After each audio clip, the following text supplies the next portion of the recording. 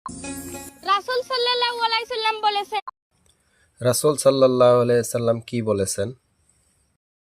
না জেনে তোমরা কারো প্রতি খারাপ ধারণা রেখো না, কারণ এটা সবচেয়ে না না না, আমি আপনার প্রতি কোনো খারাপ ধারণা রাখি না, কারণ আপনি একজন কনফার্ম জান্নাতি। কারণ আপনি হাদিস বয়ান করতেছেন, আপনার হাদিস সারা দুনিয়ার মানুষের শুনতাছে, মানতাছে। কিছুদিন পরে আপনার কাছে মানুষ মুরিদ হওয়ার জন্য আপনার বাড়িতে যাবে, যুবক পোলাপান তো সব পাগল হয়ে যাবে আপনার বাড়িতে যে আপনার কাছে মুরিদ হইবে, কারণ আপনি কনফার্ম জান্নাতি। আর আপনার কাছে, আপনার প্রতি আমি কোনো খারাপ ধারণা রাখতেই পারি না, যেহেতু আপনি হাদিস বর্ণনা করতেছেন। বড় গুনাহের কাজ। আপনার প্রতি কোনো খারাপ ধারণাই আমার নাই, কারণ খারাপ ধারণা করাটা একটা গুনাহের কাজ।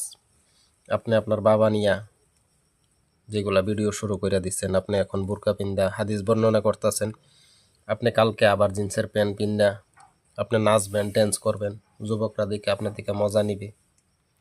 কনফার্ম জান্নাতি আপনি, আমার আর কিছু বলার নাই। দর্শক শ্রোতা আপনারা তো দেখছেনই আমাদের এই হুজুরনিকে, উনি বহুত সুন্দর ওসিয়ত আপনাদেরকে করছে। সবাই মানার চেষ্টা করবেন, আমল করার চেষ্টা করবেন। আর এই হুজুরনির বাড়ি কই, কমেন্টের মাধ্যমে জানায়া যাবেন ইনশাআল্লাহ।